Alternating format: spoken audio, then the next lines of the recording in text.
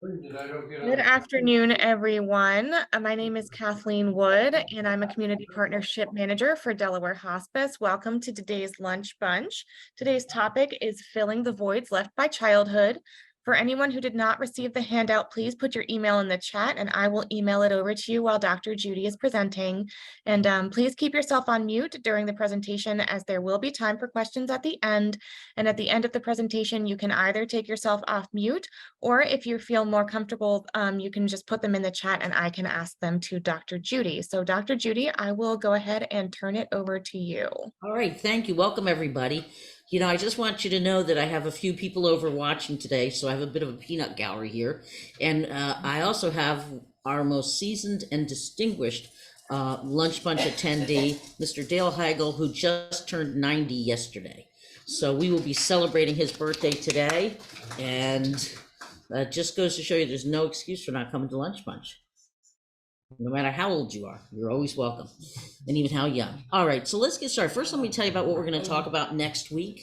Next month we'll be discussing on January 6th, loving the mosaic that is you. Walt Whitman said, "Do I contradict myself? Very well then, I contradict myself. I am large, I contain multitudes." Whitman's description of himself is true for most of us. We are full of internal contradictions and complexities. This is because the human psyche is like a mansion with many rooms. Some rooms are pretty, some rooms are tidy and pleasing, while others are quite messy. The rooms we show most people are those we take pride in and feel others will find acceptable. We hide and live in fear of people stumbling upon our less noble rooms and our less noble dimensions. Learning to love and accept all the parts of the self is the key to emotional well-being. We all have disowned parts of the self. Being aware of those disowned parts gives us more control over them. The rooms we don't show others often reflect hurts that need caring and attention. They contain kernels of truth about feelings and the needs that are going unmet in your life. Understanding of what is right about what is wrong with you comes from looking at your less noble parts with eyes of compassion and understanding their rooms. So come next month and learn what it means to have no enemies within, so you can live a more authentic, open, conscious, rich, and compassionate life. All right, so today's topic, I think I forgot to leave off a key word. It said filling the voids left by childhood. What it was supposed to say is filling the voids left by childhood adversity. But, you know, for many people, childhood was adversity, so may not need that extra word. So I've done this talk before, and I'm added some more material to it. And part of what I'm doing is with each topic that I present, every other month I'll probably do a familiar topic that I'm going to turn into one of the chapters in the book. So that's why we're revisiting some of these. So let's talk about how children are wounded. And I also want people to know that, and see which ones you relate to, but it doesn't take severe abuse to really shape people. Even some of the more subtle stuff can be very, very determining of, you know, what happens in your life as a result of things you've internalized, things you believe about yourself. Physical abuse is the most obvious one. It's generally defined as the presence of a non-accidental injury resulting from the acts of commission by an adult. It can include beating, slapping, hitting, pushing, shaking, kicking, or throwing, pinching, biting, choking, or hair pulling, burning with cigarettes or scalding wood or other hot objects, or severe physical punishment. You know, maybe you weren't beaten, but you might have had a dad who liked to sort of rough you up a little bit or shove you. Those are things that are also physically abuse. Things like other things people don't think of as physical abuse are things like being a drug user when you're pregnant, shaken baby syndrome. When I lived in Boston, there was a very famous case of a nanny who was charged with shaking a baby too hard, which led to brain injury and then death. Also something called, I don't know if you've ever heard of this, Munchausen by proxy. That's where a parent makes a child sick in order to get attention. Munchausen generally are people who make themselves sick to get attention from doctors. Munchausen by proxy is the parent who makes their child sick in order to get attention from doctors. Now, emotional abuse can be, in my opinion, even more insidious because it doesn't leave physical injuries. And the recipient of emotional abuse really can come to believe that what they're told about themselves is real. So it becomes internalized and it shapes that person's sense of self and self-worth. I think to some degree, if your father or mother slapped you or hit you all the time, at some point you get old enough to go, that's not okay. I didn't deserve that. But if instead you had a parent that just told you you were stupid all the time, by the time you become an adult, you're convinced you're stupid. So in some ways, it's more insidious and it's harder to break free of because you come to believe it about yourself. Emotional abuse includes things like belittling, controlling, and manipulative parenting, silence and parental withdrawal as a form of punishment, mocking, breaking promises, blaming children inappropriately, parentification. That's a classic. That's when the kid has to be the little grown up. And believe me, many of us who are in the helping professions were parentified children, so we learned very young how to take care of people. Excessive pressure to succeed or unrealistic expectations, and triangulation. That's when a couple, a husband and wife, are not happy and they pull their child into the middle of their conflicts. There's an organization called Child Help, and they organized emotional abuse into a couple of categories: rejecting or ignoring, telling a child he or she isn't wanted or unloved. I know I've heard quite a few stories where people, it was very clear that their parent really didn't care about them, which is pretty devastating to a child. We forget as an adults when we look back on this that we experienced this when we were kids, and it seems a lot bigger, and we don't have the perspective we have as adults. And what happened and shaped us is what happened to us when we were kids. So as an adult, you can say, I know I'm not stupid. That was my father's own insecurity about his his intelligence. But you don't have that perspective when you're a kid, and you internalize it without that perspective. One time I gave a little bit of an intro to a workshop on healing the wounded inner child. I was on a radio station, and before I left, this man came flying in the door, and he said to me, I've been racing to get here. I heard you on the radio. I just wanted to get here before you left. And he said, I'm a retired Philadelphia police officer. I moved up my career. The whole time I was very successful. I faced a lot of scary situations, but to this day, I still hear my father saying, "You're stupid." And he said, every time I make a mistake, that's another piece of evidence that I'm as stupid as my father said I was. And here's this grown man who's been very successful career in law enforcement. So it really does stick with people. So rejecting a child, showing little interest in a child, not initiating or returning affection, not listening to a child, not validating their feelings, breaking promises, cutting a child off in conversation. I remember one person who told me a story about how she'd gone to see a film with her father, and I think it was like a French film and had subtitles, and she wanted to try to have an intelligent conversation with him because she wanted to prove to her dad that she was a smart person. And halfway through the conversation, he just starts speaking to her in French. And of course, she can't speak French. So she felt completely belittled by that. And the message was, you think you're smart enough to participate in this conversation, but let me just remind you, you're not. Mocking people, imitating them, using language or taking action that's really aimed at tearing down a kid's self-esteem. It doesn't take much. Think about it. You're an adult now, and I know most of us, if somebody knew what we thought was our greatest liability and they started poking at it, we could be made to feel pretty bad about ourselves even now. Terrorizing kids, accusing them, blaming them, insulting them, punishing them with threat of abandonment. My parents, now this didn't bother me because I knew they were joking, but we're going to give you back to the Indians and that kind of stuff. Some people really were told, you're going to be sent to an orphanage. Anyhow, there's lots of other ways. I'm not going to go into all of them. You'll see them there. Verbal abuse, name calling. I had a client who, I think she was Korean, and her mother's nickname for her was Little Pig. And her father actually was a psychiatrist, and he would tell his wife, when she gets older, she's gonna be affected by what you're saying. And the mother said, no. And of course, you can imagine she was very, very obsessed with her weight and whether she was chunky, and she always felt like she was. So Little Pig is not a cute little name, in my opinion. Indirect criticism, such as speaking badly about your child to your spouse, threatening bodily harm, scapegoating. You're the reason this family is such a mess. If I didn't have to take care, I could have had a better life. I had somebody who was told that, their parent had almost become a nun, and instead they ended up getting pregnant. And they said, I really wish I'd just become a nun. How do you think that makes a kid feel? If you weren't so clumsy, your sister wouldn't have gotten hurt, that kind of stuff, blaming kids, using sarcasm, berating your spouse. A University of Maryland studies show that children who see their parents verbally abusing one another are more likely to be depressed or anxious and experience more interpersonal problems when they get older. Interestingly, the study found that the verbal aggression between parents was more traumatic to children than physical violence between their parents, which I thought was pretty startling. But to see for people to grow up watching their parents fight really does take a big emotional toll. Neglect is also something that can happen. That's meaning neglecting the child's physical, educational, emotional, or medical needs, their basic needs, neglect of their feelings or emotional needs, not creating a safe and structured home life. I have people that grew up with a parent who was a hoarder, and their life was very chaotic in their house, and that took its toll. not mirroring back to a child their specialness and worth. Now, most of us didn't get a lot of that, so it doesn't even occur to us that that's something that healthy parents do, is they sort of hold up a mirror and say, look at you, you're so smart, you're so creative, you're so interesting.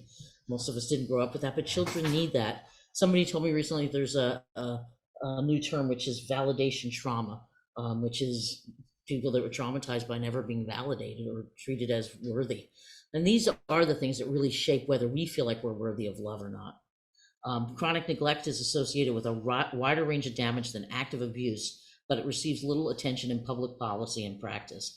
That's what the Center for the Developing Child wrote. Recently, I've noticed in quite a few conferences, they're talking more about the pain of neglect when people are growing up. You know, it's sort of an invisible thing. Like, again, I said, you can point to a bruise or a cut or a scar that's left over from something that happened to you physically, but neglect is the absence of something, and you don't even necessarily know you're missing it because you're growing up in a house where that's not common.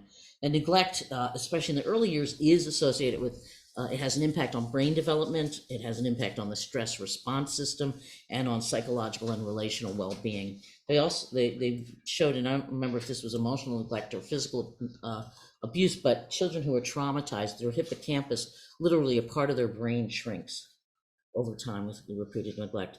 Sexual abuse, I don't think I'll go into a lot of that. We do know what that is. 1 in 4 girls and 1 in 13 boys in the United States will experience this.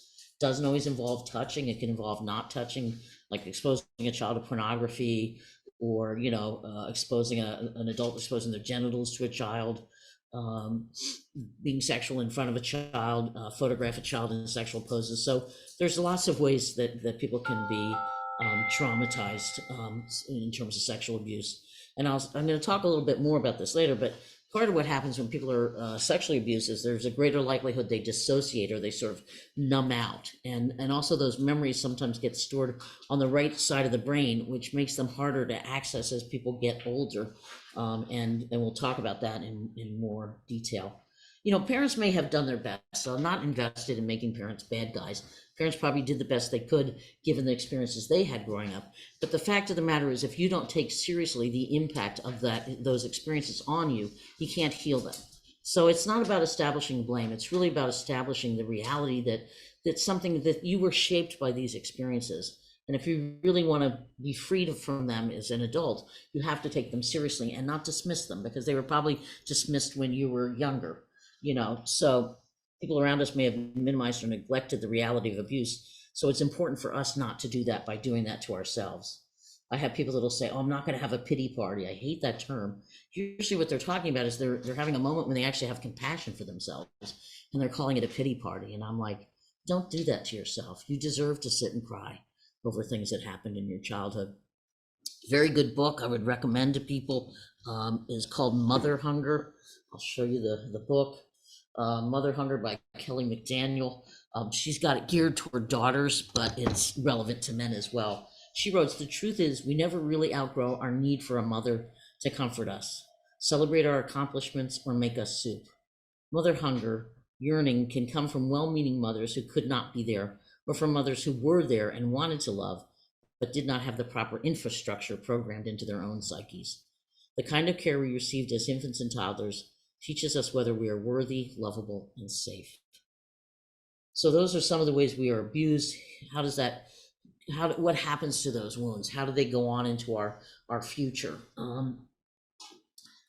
There's a lot of debate within the field of psychology as to whether repressed memories are real or not. Most therapists, are very inclined to think that things that people uncover from their past are pretty real. Researchers a little more skeptical. But recently, a lot of the brain research, we're doing so much more brain research now. We have a lot more support in the brain research for the notion that our psyche really can bury very painful memories. There were an MRI study that conducted over the last 20 years found significant differences between those who experience something traumatic but have dissociative amnesia. That means you probably disconnected when it was happening, and so you don't really remember exactly what happened. There's a lot of differences between those folks and the people who can actually recall the traumatic experience.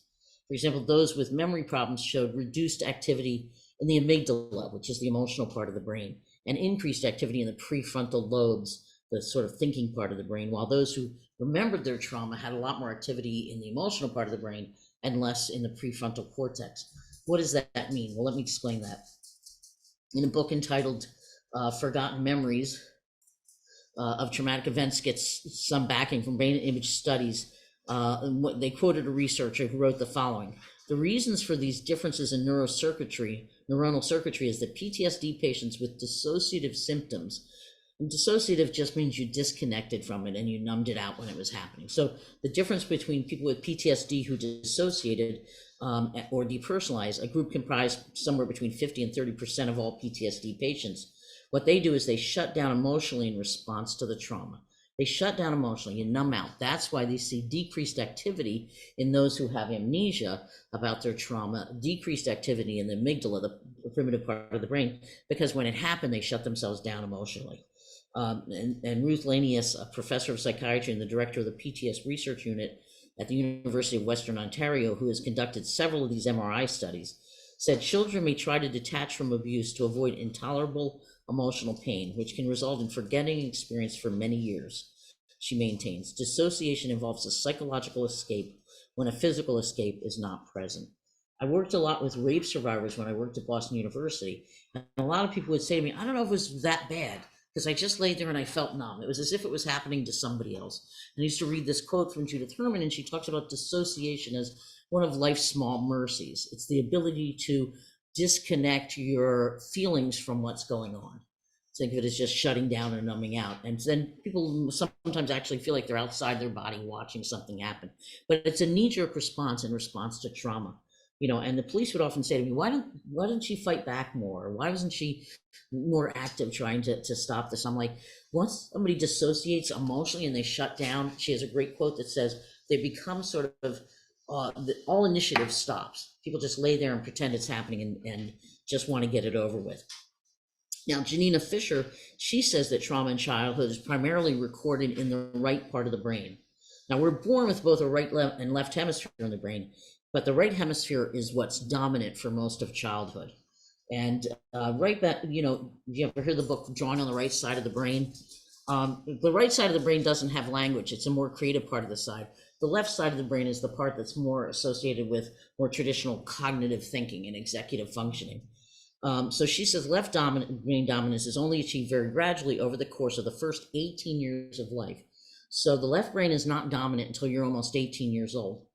Furthermore, the corpus callosum, that's sort of the bridge that bridges both hemispheres of the brain, makes it possible for there to be communication between the right and the left hemispheres of the brain, also develops very slowly and doesn't become fully elaborate until about the age of 12. So the ability of the right and the left hemispheres of the brain to speak to each other isn't fully manifest until people are at least 12 years old. So keep that in mind. She goes on to, this is Shore, who goes on to say, traumatic memories are recorded in the right hemisphere outside of conscious awareness. And this realm represents the traumatic memories in imagistic form.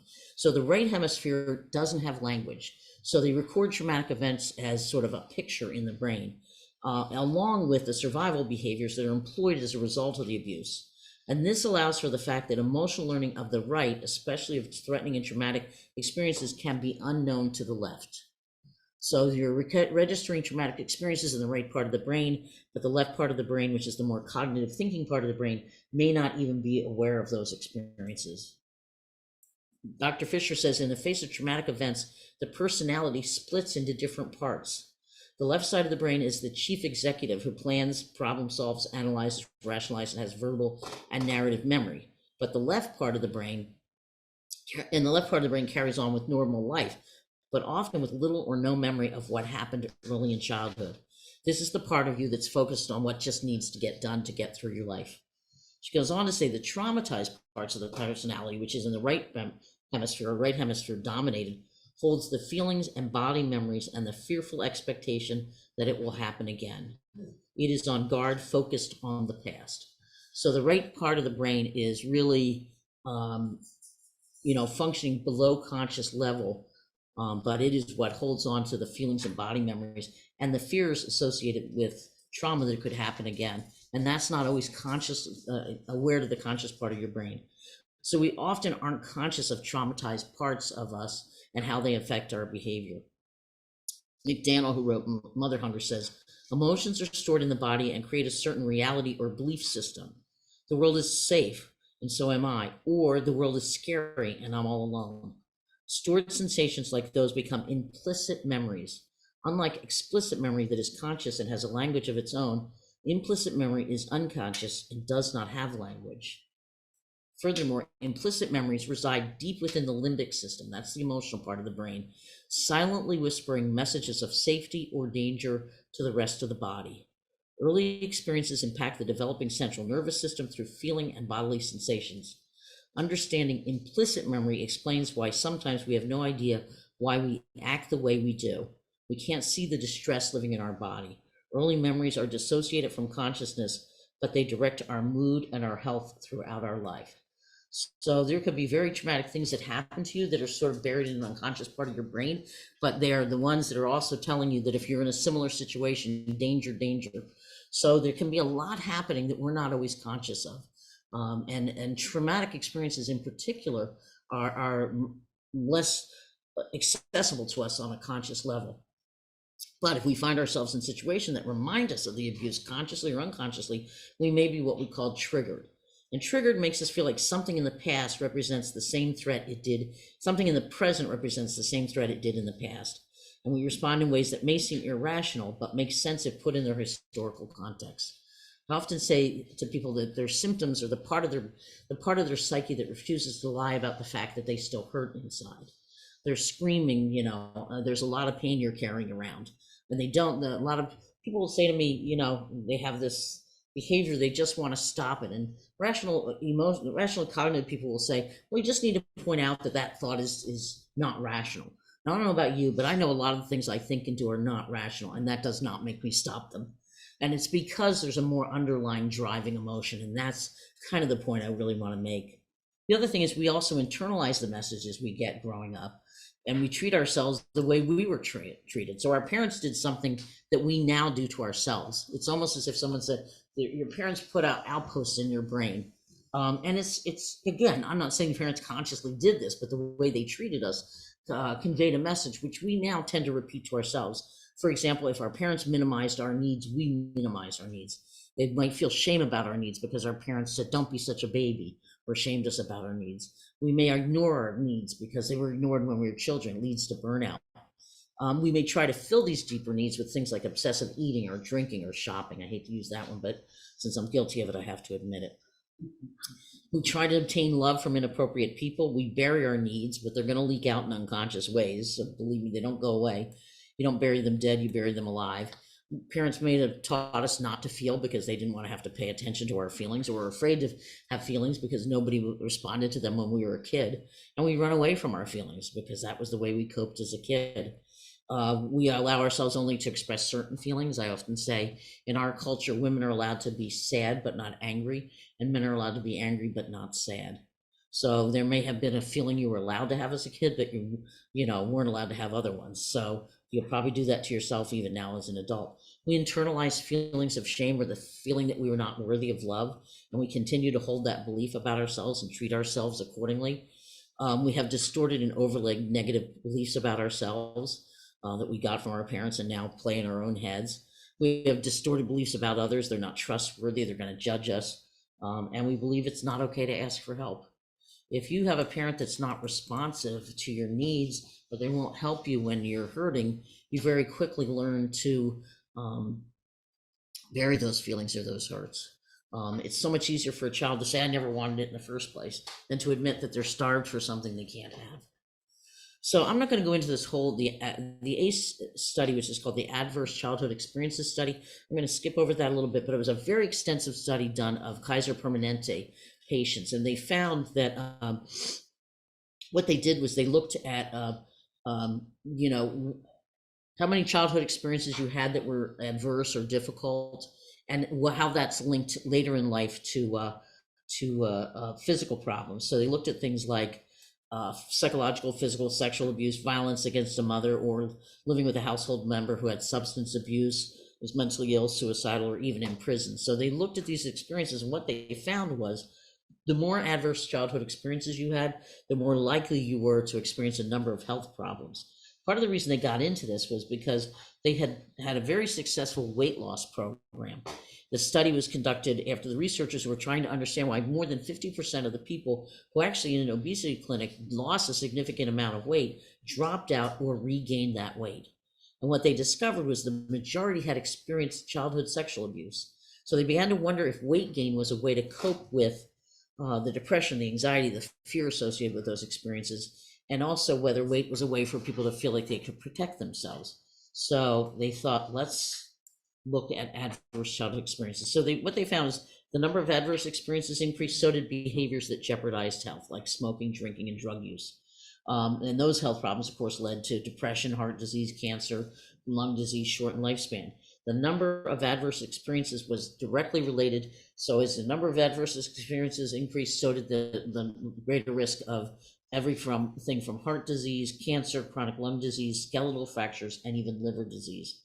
So there's a direct correlation. And there's been now over 65 studies that have found the same result.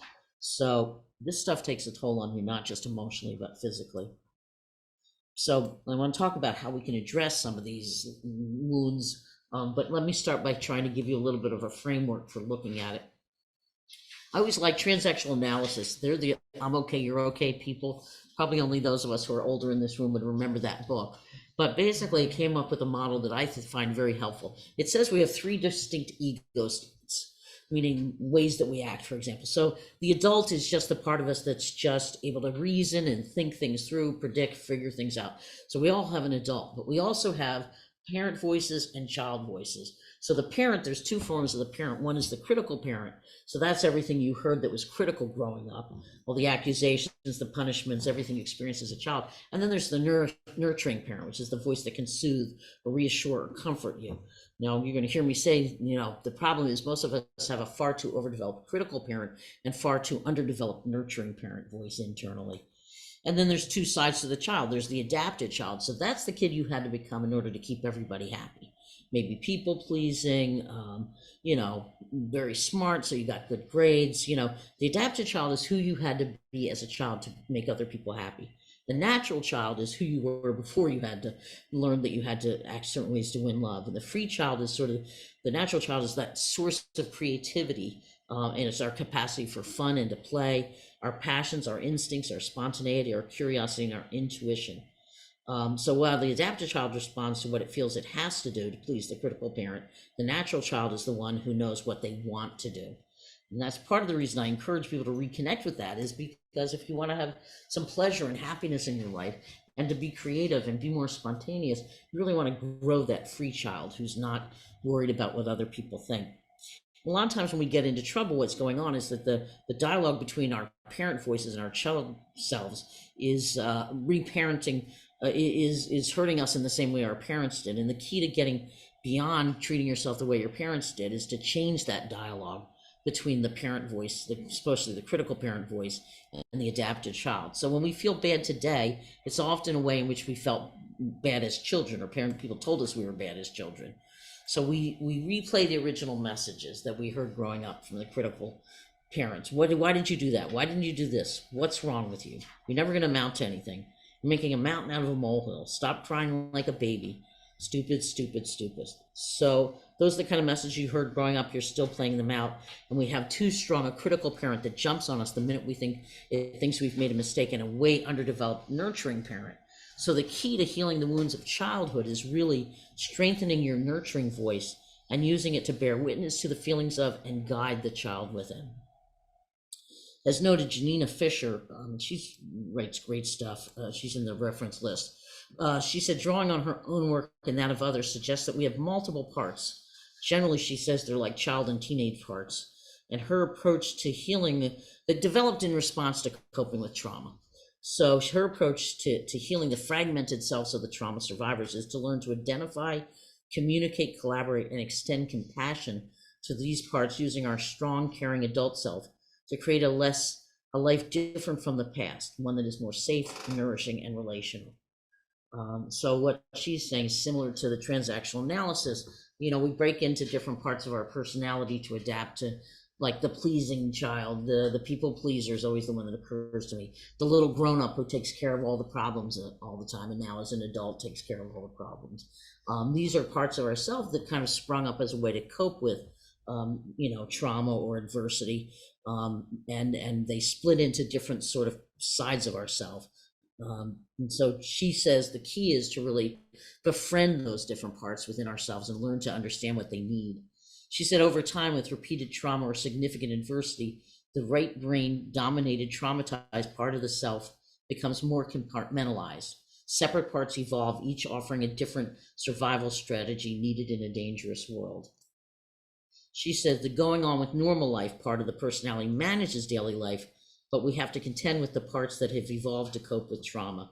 She organizes the traumatized parts into particular strategies for dealing or coping with trauma. So they're flight parts. Those are parts of us, parts of our personality that fight parts. Those are parts of the personality that can be angry or judgmental or mistrustful or just self-destructive, controlling, suicidal, need to be in control.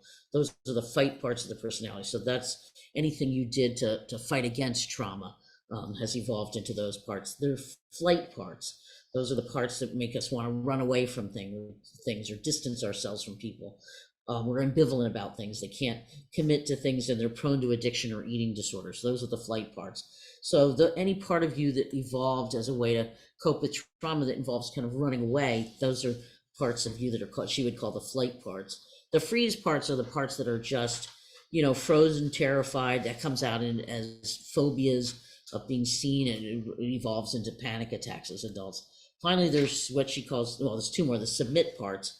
So that shows up as the parts that are depressed or ashamed or filled with self-hatred or passive or good girl or good boy, caretaking or self-sacrificing. So submit parts are the parts of you that dealt with adversity by just being a good little girl or boy. And finally, she talks about attached parts, and those are the parts that are longing for connection, and they're fearful of abandonment and rejection, and they want somebody to depend on. So what she's saying is, over time, we developed an increasingly competent, rational part of the self that got us through the day, while simultaneously developing internal parts that helped us cope in childhood that have now become problematic over time because they've outgrown their usefulness. But we can't let go of them so easily. She says the child parts act in ways that no longer serve us, but we are so entrenched in those parts, and we're so unconsciously afraid if we give them up, we won't be safe. And we probably don't even understand the initial roots of those behaviors. So that's what I was getting at when I said rational cognitive therapy doesn't, I think, work very well, because rationally we know things, behaviors we engage in that we want to change aren't rational, but they are rooted in some way in which you coped as a child. And the idea of giving them up at a very visceral and unconscious often level is very threatening if that's how we felt safe as kids. If we try to push these parts away, they just sneak in anyway. And it's not like you experience them as an inner child part. I might use that language, but that's not how you think about it. We usually experience them as a symptom or some kind of problematic behavior. So they show up as anger that seems out of proportion to the moment. They show up as addictions, indecision, or self-sabotaging. Extreme self-criticism, which I think is rampant among most of us. Being hopeless, thinking very hopelessly. Feeling too paralyzed to make needed changes, practice poor self-care, have a lot of guilt, and they're the parts of us, they show up as an inability to love ourselves and to take in the love that's offered to us. So if you can't understand how these parts evolve, it's difficult to know what they need and extend love to them. Part of the problem is we feel ashamed of these parts of ourselves. We get angry with them. So, we just try to push them away. Like, go away, I don't want to know about that part of myself. That's a room in the mansion I don't want to visit. But the first step in getting through these is to notice them and get to know them. They were likely ignored or shunned in childhood, shamed in childhood, but it's time to stop doing that to ourselves. There's nothing to be ashamed of. They represent the best strategies we could come up with as a little kid. And again, they stem from the right hemisphere of the brain. They're often unconscious. They're not easily changed unless you address the underlying fear that caused them to evolve in the first place. Again, I want to always say these are only parts of you, and no one part of you defines all of who you are. So Fisher does offer suggestions for identifying and befriending those parts, and I'll talk about that in a minute. Okay, so let's get to what we wanted to talk about, which is filling the voids that are left by childhood. Um, Basically, filling those voids involves parenting ourselves in healthier ways, but it's also about learning how to let others nurture and support us. So, I'm going to tell you about things you can do on your own and things you can do with other people. Sometimes people believe that, I should just be able to love myself by myself and not need anybody. But we're relational beings. We do need love coming in from the outside. That's how children learn to love themselves growing up. Love comes in, they internalize it, they get enough of it that they build a little, pouch of it or a little storehouse of it, and they can draw on it when mommy or daddy's not around, and they don't need it from somebody else. But if you didn't get enough love coming in, you don't have a lot of built up bank of love to draw on when nobody's around. So I think we need to heal by changing how we treat ourselves, but I also think we need to create more opportunities for us to be nurtured and loved in the ways that we weren't loved growing up. So I don't think it's an either or. I think we need both. So what are some things you can do to on your own to nurture your inner child and fill those voids? Obviously, you've used visualization to routinely kind of meet with that inner child.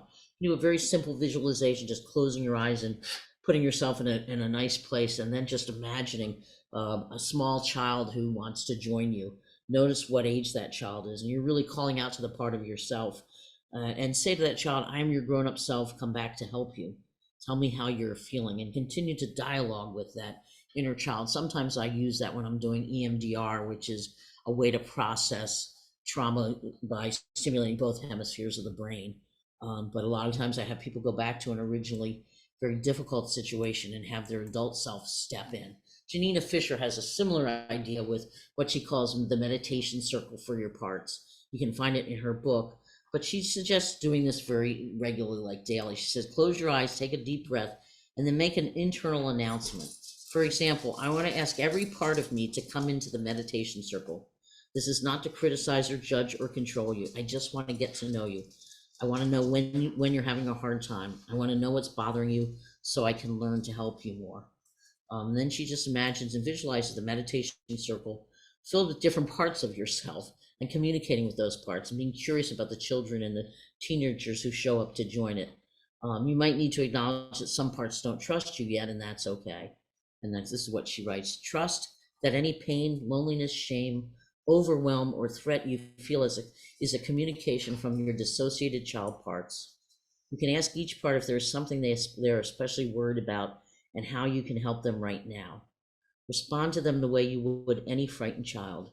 Take their fears and feelings seriously.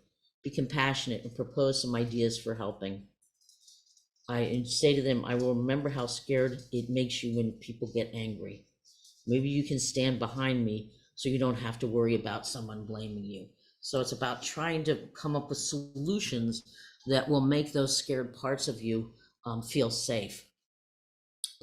If you don't feel like you internalized enough of a nurturing parent or normal going on self, you can work on kind of strengthening your inner nurturing parent and use a visualization that imagines the most loving parent you can envision. So you can draw on characteristics you've admired in your friends or other parents or characters in a book or a movie. Take time to do this and do this as often as you need to. When you feel ready, you can imagine bringing your inner child to meet this healthier parent, this healthier part of yourself who's going to reparent the inner child. For some people, they imagine God or a religious figure as a sort of or a divine being that's loving, to sort of strengthen that part of themselves that needs to learn how to be loving to themselves. If you're having a particularly hard time, I think almost any time that's going on, you can sit down and try to figure out what's the dialogue that's going on between probably the critical part of you and the child part of you that's feeling distress. And she just suggests, talking to that part of yourself and saying, what are you worried about? And if that were to come true, what would you be worried about then? And then she says, identify some type of corrective experience that can be provided by the adult self directly to the part, something that the part didn't get back then, like validation, support, comfort, care, reassurance, or protection. So much of what's needed here is kind of what we call a corrective emotional experience. You need to sort of hear what you should have heard growing up but didn't hear. I used to work at a retreat that was called the Opening the Heart Workshop in Massachusetts, and we would do an experience where we put people in groups of three, and everybody would come up with a scene that involved their parents that was played out in not a very healthy way. And we would this time revisit that scene, and this time the other two people would play the perfect parent and respond in ways that they should have heard many years ago. And it turns out to be an extremely powerful emotional experience for people because they've never heard some of this stuff. Lucia Caprioni, in her book, The Recovery of the Inner Child, has exercises that can help you do that. So she has, what you do is with your dominant hand. So if you're right-handed, when you're having a hard time, you sit down and with your right hand, you imagine that most loving person you know saying, what are you feeling? Why do you feel that way? And how can I help? Take one question at a time. You answer it with your non-dominant hand, because what happens is it brings out the inner child, because it's hard to write with your non-dominant hand. So you stop intellectualizing, you kind of cut to the chase, and the inner child part is more likely to answer those questions. So you sort of imagine a dialogue between the nurturing, loving person and the child, and you continue to ask, how do you feel? Why do you feel this way? And what can I do to help you? Even just checking in every day on a regular basis and asking yourself what you need is a really good way to strengthen a muscle that you probably haven't used very much. If you had parents that really didn't care too much about what you need, it's hard for you to know sometimes what you need. And awareness is kind of the greatest gift you can give yourself. So I used to have people sometimes at every meal ask themselves, if I could have, what am I feeling right now? If I could have anything in the world, what would it be? Because it helps people strengthen that awareness internally of their feelings and also their needs. There's a book called Your Inner Child. I will show you a picture of that. And she has kind of a check-off list, an exercise to help you clarify maybe what unmet needs you had as a child, and identify things that maybe you could do a better job at giving to yourself, and also seeing if other people can help fulfill some of those needs. So, she provides some suggestions like, maybe you didn't grow up with enough sense of security or love, or maybe you didn't even get medical care or protection. So she has you kind of go through the different things that kids need, and you may not have gotten. And it's a way to help you identify what are some of the needs you have now as an adult. Focusing is a similar way to just go within. Focusing is just really the simple idea of closing your eyes and scanning your body. So notice parts in your body where you feel tense, like a lot of people will feel it in their shoulders. And then you sort of ask that part of you, what does that mean? What's going on? Why are you so tense? So a lot of times for people who are like overly responsible, they'll feel like the weight of the world is on their shoulders. So I always say the body doesn't lie. So learning how to go within that way is another way to connect to your feelings and needs. It's always, important to find safe ways to release forbidden feelings you weren't allowed to have as a child. So if you're never allowed to be angry, scream into a pillow or throw ice cubes against a brick wall, which is always my favorite. If you need to grieve but weren't allowed to cry, put on some music that helps you cry and get out some of that grief. Therapy is a very safe way, obviously, if you're doing a lot of this, but there's plenty of healthy ways to vent your emotions. Affirmations, I know it sounds a little corny because we always think of Stuart Smalley, who, remember that from Saturday Night Live? He'd look in a mirror and he'd go, I'm good enough, I'm smart enough, and gosh darn it, people like me. It sounds corny, but we're playing messages in our head all day long. So you can really try to rewire some of those messages. I say to people, do it when you first get up, do it before you go to bed. And if you can do it every meal, that's a great idea too. But pick 3 affirmations that really work for you and say them to yourself at least 3 to 5 times a day. Like, I may not be perfect, but I'm perfectly fine. I'm lovable and worthy of love, because you are. My needs and feelings matter. My inner child deserves to be treated with compassion. My humanness or my imperfections make it easier for others to love me and reach out to me. My beautiful body is beautiful just the way it is. I deserve to have people in my life who respond to me with caring. So much of what I'm really talking about here is really using positive self-talk as a way to guide yourself through a problem, because being rational isn't enough. You need to use your more nurturing voice to speak to whatever scared or frightened or upset inner child's getting in the way. There's lots of workbooks which give you writing exercises and activities for nurturing the inner child. You'll see them on your handout. Mail yourself a loving and supportive weekly letter to your inner child.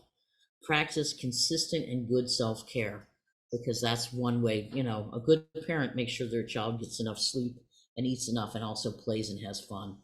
And make time for nurture activities. Stay in bed with a good book. Treat your child to a day of play. Take a hot bath by candlelight. Pamper yourself, things like that. McDaniel, in her book Mother Hunger, suggests a number of activities for sort of replacing some of that maternal nurturing you didn't get. Soak in a tub. The water is like a human hug. Seek regular body work that is trauma sensitive. And what we really mean by that is body work that's soothing and not just stirring up trauma, unless you want to use that as a way to work through your trauma.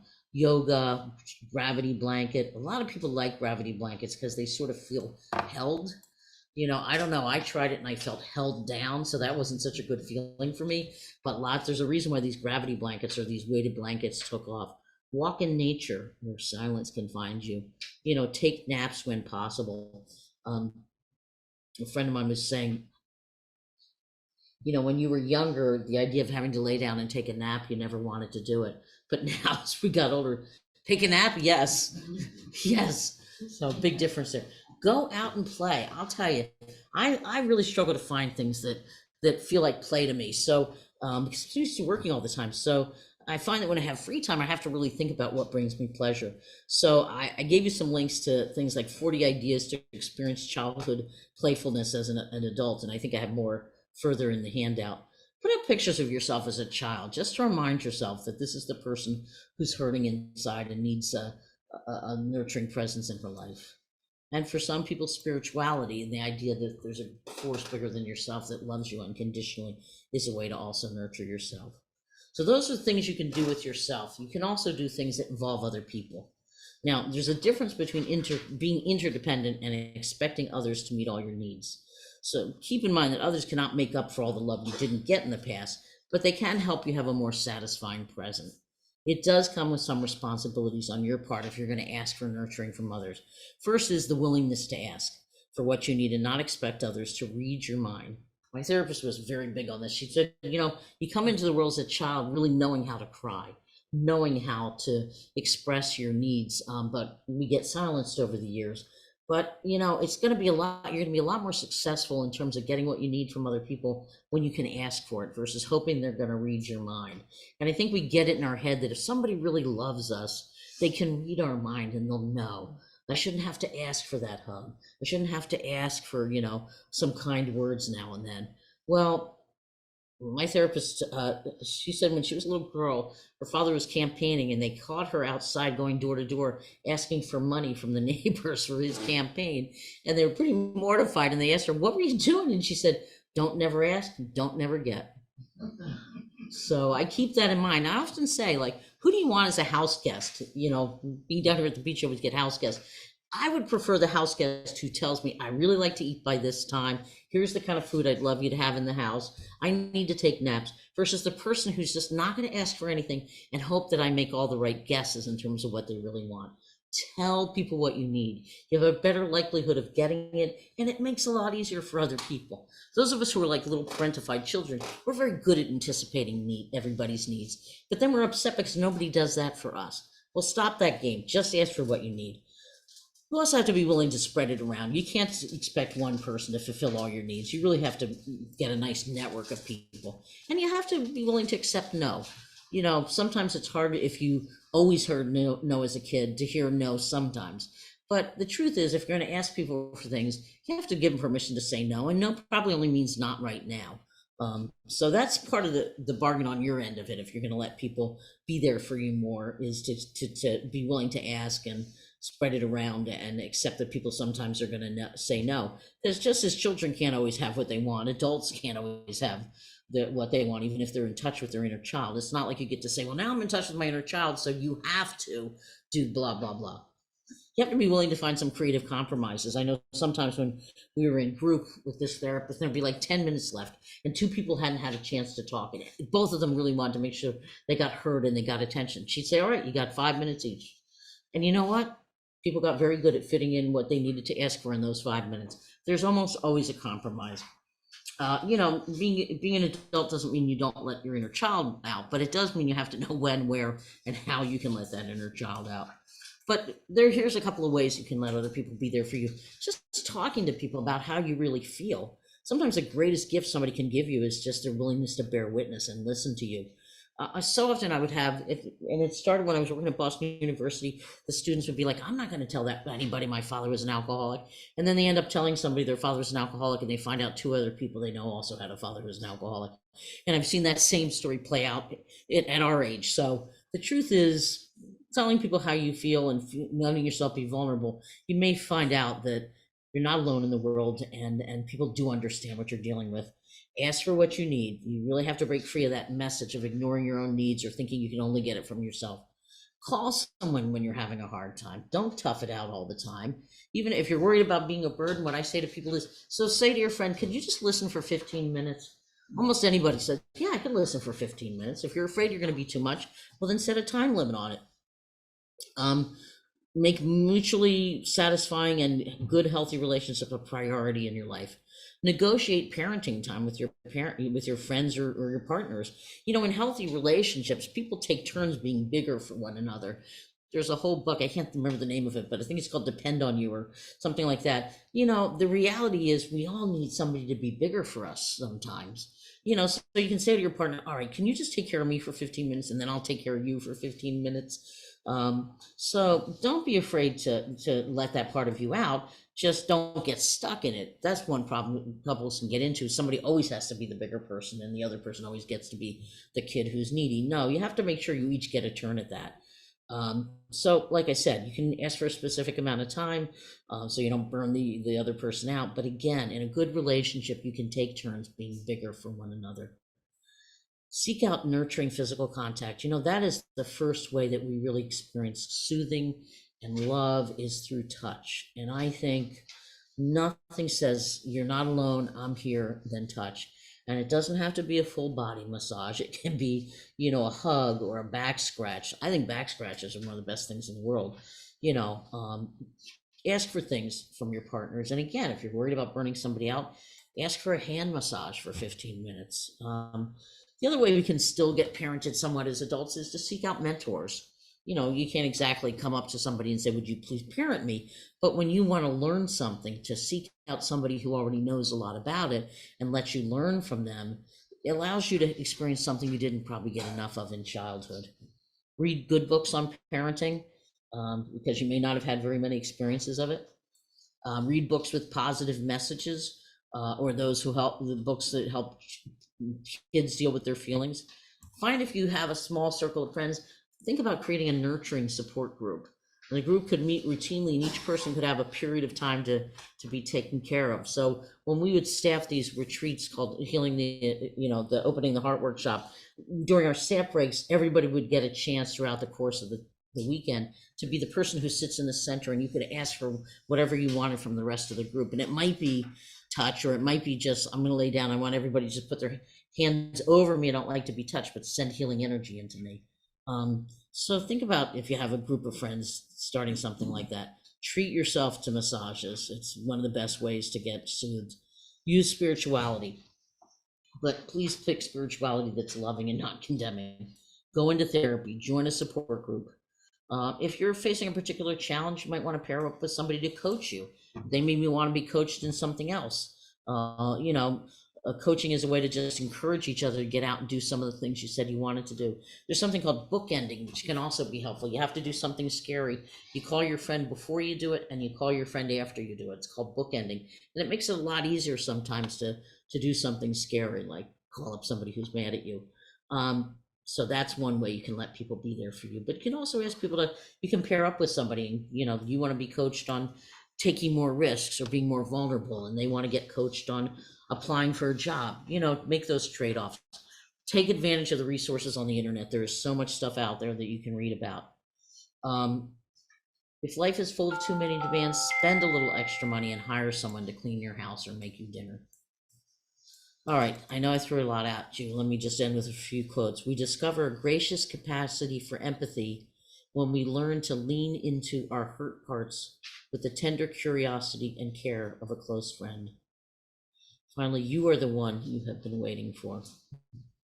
I know that's a lot. There's a lot of resources there. There's actually, I just Googled this out of just to be funny, like hire a mother or hire a mommy, and sure enough, there's this woman, Nina Collini. She's been a mom for over 30 years and she rents herself out for $40 an hour to be a mothering figure and help people make decisions. She's been on the Today Show. She's been in the Huffington Post. If you Google her, you'll be surprised how much it comes up. And I thought, no surprise that somebody out there came up with the idea. I saw years ago, it was a couple of years ago, it was on the news. It was about a woman who you can hire her to just hold you. And people pay extra to be able to sleep over at her house and be held, but it's not sexual. And that's very clear from anybody who participates, that it really is just for nurturing touch. And the woman who started this, there was a movement, she actually was on America Has Talent, and she spooned like what's his name, the one who's real OCD. Anyhow, Heidi Klum and all three of the judges came up and sat on a couch with her, and she held all three of them. And she didn't win America's Got Talent, but she was, showing that that's something that people need. So, find the people that you can do that with. So get love from within, but get love from the outside too. So those are some ideas for how to fill the voids. I know it's a lot to take in. It's kind of like eating a rich meal. You might need time to digest it. But I'm going to see, do we have any questions? Thank you so much, Dr. Judy, and thank you to everyone who attended for spending some time with us on this Friday afternoon. I just want to remind you that Delaware Hospice is here for you. We are more than hospice, and we have programs for any age at any stage of a serious illness. So it is really never too early to call us to see how we can help you. We can listen to you, answer your questions, and help you find the right program for yourself or a loved one. Have a wonderful day. Thank you so much.